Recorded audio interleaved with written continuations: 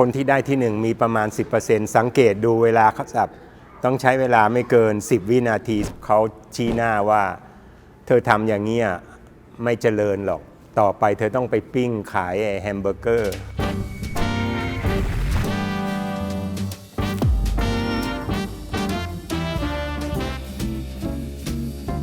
สวัสดีครับผมแดนรอยวิรัตเป็นดีลเลอร์ผู้ชายคนไทยคนเดียวที่ทำงานของ WSOP ทุกๆปีจนถึงปีนี้ปี 2024 ร่วม 10 ปีแล้วครับเดิมทีอยู่ที่นิวยอร์กมา 24 ปีเสร็จแล้วก็เขาจะปิดกิจการช่วยเหลือพี่น้องก็เลยย้ายมาที่นี่แล้วก็เข้าใจว่าคงหางานง่ายๆแต่ผิดคาดเพราะว่าที่นี่เป็นอุตสาหกรรมการโรงแรมเขาจะมีงานทุกอย่างที่เกี่ยวกับการโรงแรมก็เลยมีคนแนะนำว่าทำไมไม่เป็นดีลเลอร์ก็เลยมาทำเป็นดีลเลอร์ก็ไปเป็นโป๊กเกอร์ดีลเลอร์ก็เลยไปเข้าโรงเรียนทำโป๊กเกอร์ดีลเลอร์ตั้งแต่นั้นมาจนเข้าที่มาจนทุกวันนี้ครับไปที่โรงเรียนแต่ว่าก็ความที่คนที่เข้ามาปกติเนี่ยเขาจะมีประสบการณ์เป็นนักเล่นแล้วก็นักเล่นเนี่ยเขาจะรู้เกมแล้วอ่านไพ่ทีนี้ผมไม่เคยหยิบไพ่ไม่เคยแตะไพ่แล้วก็ไปเรียนแต่ระเบียบแล้วก็กดผ่านหมดทุกอย่างแต่ว่าทำได้ไม่ดีมากพอมาเข้าปีแรกไม่ผ่านการทดลองงานเขาพักงาน7 อาทิตย์ก็คือเหมือนไล่ออกนั่นแหละเลยปีที่2ก็กลับเข้ามาใหม่แล้วก็ไปเรียนโรงเรียนที่ดีขึ้นแล้วก็เข้ามาได้มีคนถามเหมือนกันว่าเธอมีญาติพี่น้องใช่ไหมถึงได้มาที่ลาสเวกัสบอกไม่มีเธอมีเพื่อนที่ดีมากที่แนะนำเธอมาที่นี่ใช่ไหมไม่รู้จักใครเลยเธอได้งานดีสิเขาถึงได้จ่ายเงินเธอให้มาอยู่ที่ลาสเวกัสเพราะเศรษฐกิจก็ไม่ดีบอกว่าฉันยังไม่มีงานแล้วเกิดอะไรขึ้นเธอไม่มีงานไม่มีเงินแล้วเธอซื้อบ้านอยู่เลยไม่มาเช่าบอกว่าฉันจะไปเช่าตรงไหนมี50 ลัดถ้าฉันเกิดไม่ชอบ3 เดือน6 เดือนฉันก็ย้ายทั้ง50 ลัดสิฉันเอาตรงนี้แหละแล้วผมก็เลยบอกว่านี่ไม่ใช่อเมริกันดีมเหรอเพราะทุกคนต้องสร้างตัวสร้างหลักฐานออกจากบ้านบุกเบิกแล้วก็จะประสบความสำเร็จเขาก็บอกว่าเธอบ้าเธอดูหนังมากไปไม่มีใครก็ทำอเมริกันเขาก็ไม่ทำก็เลยเริ่มมาจากตรงนั้นจากที่ไม่มีอะไรไปตะเวนแต่เขาก็ไม่ชอบก็ไม่มีงานก็พยายามจะไปทำทุกอย่างในที่สุดก็ปีที่2ก็มาเข้าโรงเรียนแล้วก็มาเริ่มทำแต่สมัยก่อนเขาจะมีเรียกว่าเซอร์กิตปีหนึ่งจะมีเซอร์กิต4 ครั้งก็คือในเฉพาะลาสเวกัสเขาจะทำทัวร์นาเมนต์ในสาขาของซีซ่าจะมีอยู่4 ฤดู 4 ครั้งก็คือแต่ก่อนมีที่ Planet Hollywood ที่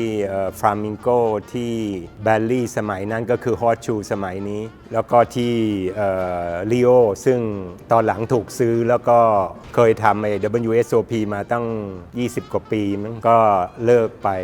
ก็เลยมาเหลืออยู่ที่นี่ก็เริ่มมาจน11 ปีจนถึงทุกวันนี้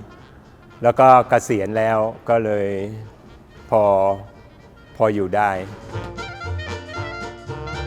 62เกษียณครั้งแรกแต่ว่าได้หัก 80% พอเราครบ66ก็คือย่าง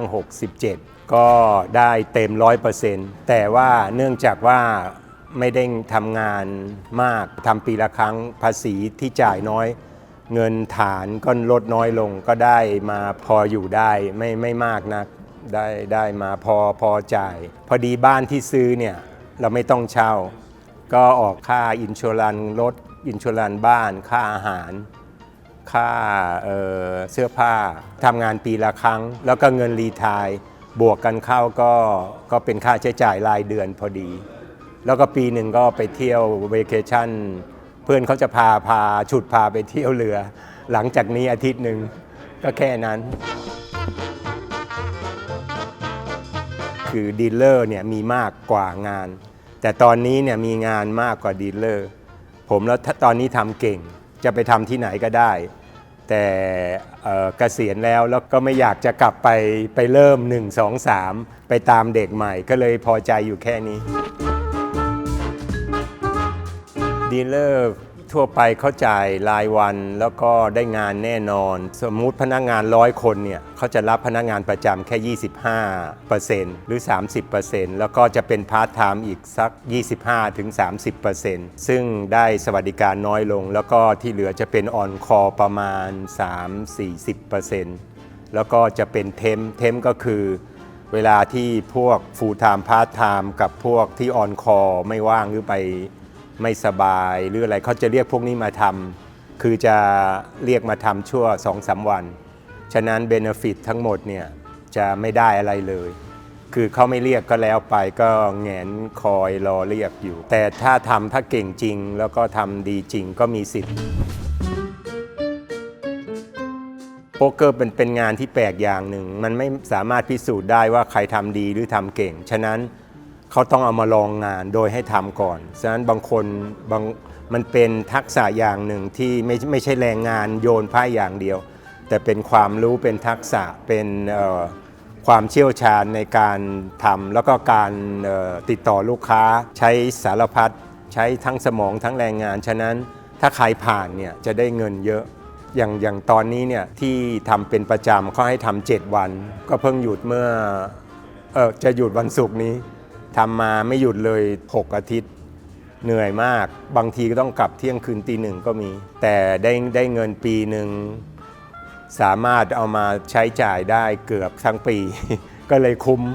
ฉะนั้นทุกคนก็จะแห่มาทำจากทั่วประเทศเขาจะมาที่นี่ได้เงินเยอะส่วนใหญ่เกมเนี่ยจะเป็นบรรทัดฐานทั่วไปคนที่อ่านเกมเป็นอ่านเกมเก่งเนี่ยก็เป็นทักษะที่ต้องผ่านอยู่แล้วถ้าอ่านไวก็คือความไวความแม่นยำแล้วก็การนับเงินก็เป็นทักษะเพิ่มแต่ว่า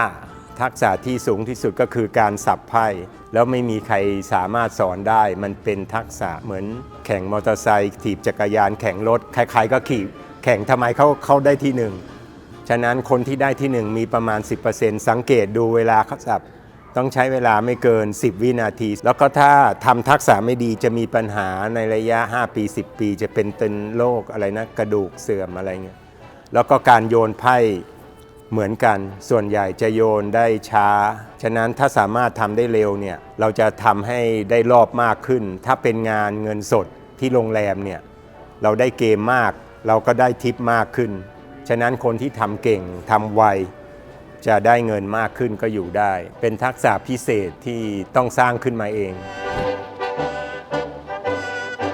เจอสารพัดส่วนใหญ่แปลกนะคนที่ทำความดีคนที่เก่งคนที่มีมารยาทดีมักจะไม่พูดไม่ชมบางครั้งเราก็ทำไปไม่ชมสักคำเราทั้งเหนื่อยทั้งทำเร็วทำเพิ่มคือเราจะแกล้งก็ได้เพราะทัวร์นาเมนต์เนี่ยไม่มีการจ่ายเงินสดเนื่องจากเขาใช้ชิปปลอมฉะนั้นเขาก็จะไม่มีการทิป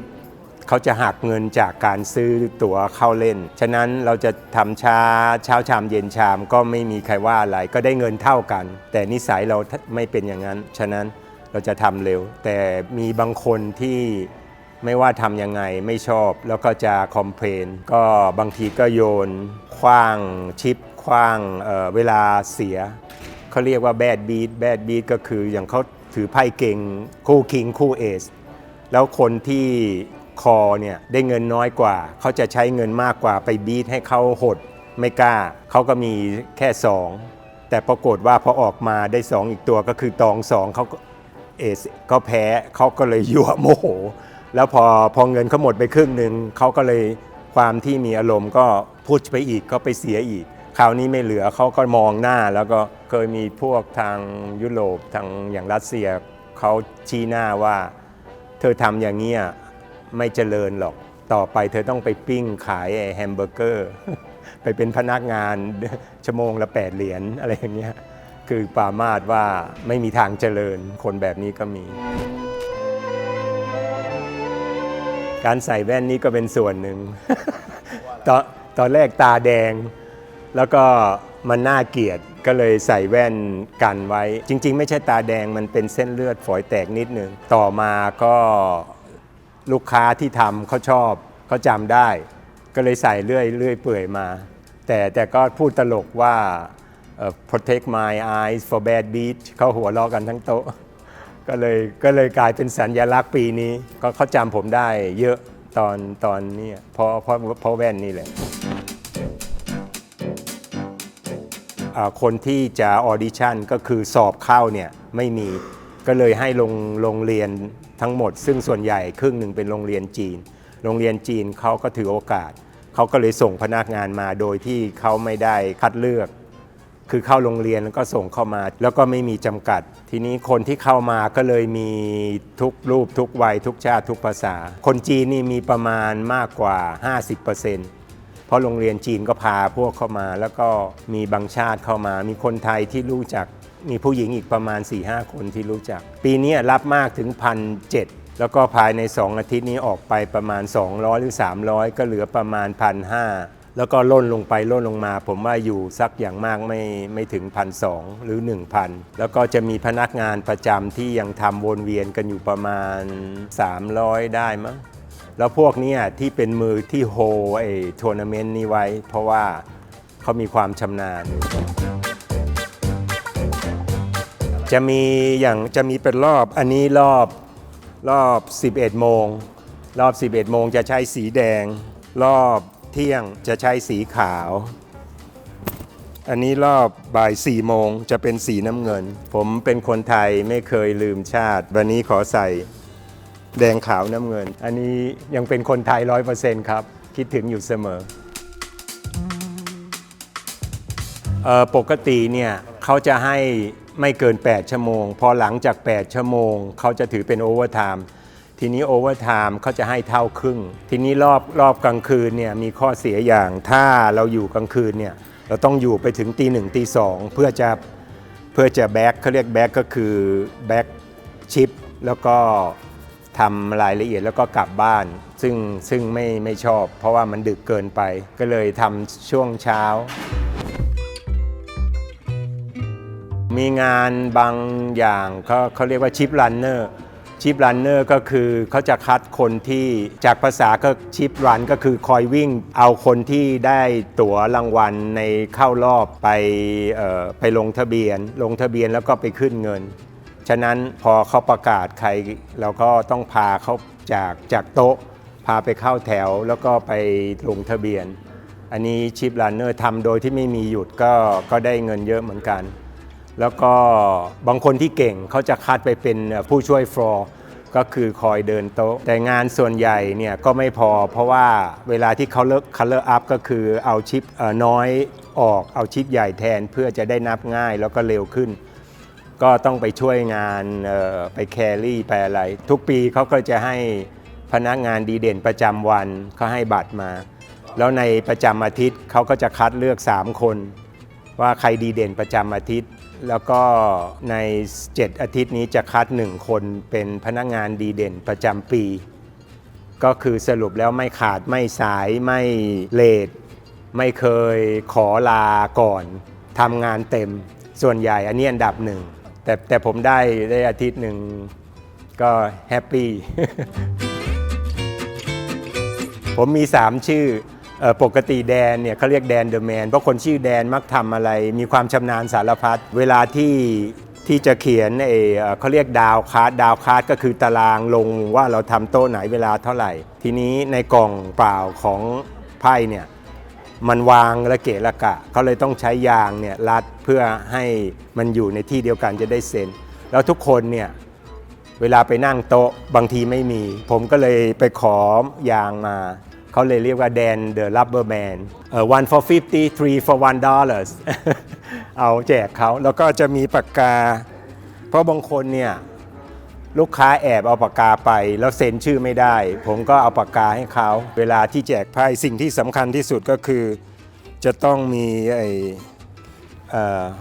คาร์ดนี้ผมมีสำรองไว้ 2-3 อันเพราะบางคนไม่มีเนี่ยแจกไพ่ไม่ได้อันนี้เขาเรียกคัดคาร์ดเนี่ยจะต้องมีทุกโต๊ะแต่บางครั้งมันหายหรือบางคน